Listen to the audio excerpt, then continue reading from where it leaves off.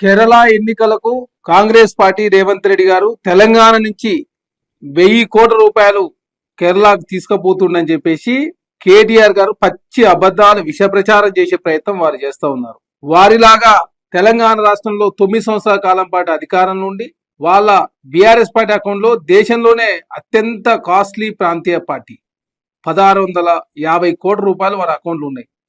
వారికి ఢిల్లీలో 1200 గదాలలో 6 ఫ్లోర్లలో ఢిల్లీలో ఆఫీసు, హైదరాబాద్ లో ఆఫీసు, గచ్చిబౌలిలో 10 ఎకరాల్లో కేటాయించుకున్నారు. అదే కాకుండా జిల్లాలు కావచ్చు, రాష్ట్ర వ్యాప్తంగా బీఆర్ఎస్ పార్టీకి ఆఫీసులు, నమస్తే తెలంగాణ, టీ న్యూస్, కేటీఆర్ గారికి జన్వాడలో ఫామ్ హౌస్, కల్వకుంట్ల కవిత గారి శంకరపల్లిలో, హరీష్ రావు గారి మొయినాబాద్ లో, కేశవ్ గారికి ఎర్రవల్లిలో, సంతోష్ రావు గారికి ఒట్టినావలపల్లిలో.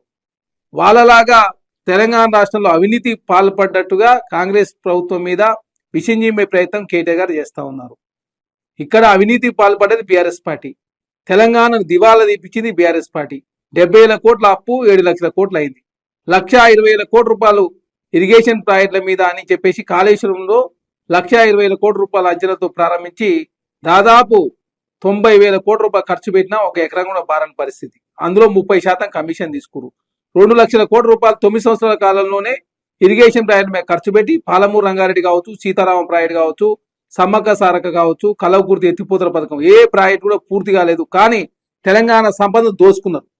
మిషన్ భగీరథ నుంచి మిషన్ కాకతీయ వరకు, కలెక్టరేట్ల నుంచి కాళేశ్వరం వరకు, సెక్రటరీ నుంచి సీతారామ ప్రాజెక్టు వరకు, ప్రగతి భవన్ నుంచి పాలమూరు రంగారెడ్డి వరకు, అదే కాకుండా అమరజ్యోతి నుంచి అంబేద్కర్ విగ్రహం వరకు తెలంగాణ రాష్ట్రంలో అవినీతి పాల్పడి తెలంగాణ దోపిడీ చేసి ఈరోజు కాంగ్రెస్ ప్రభుత్వం మీద ఆ అపవాదు నెట్టే ప్రయత్నం బీఆర్ఎస్ పార్టీ కేటీఆర్ గారు చేస్తా ఉన్నారు.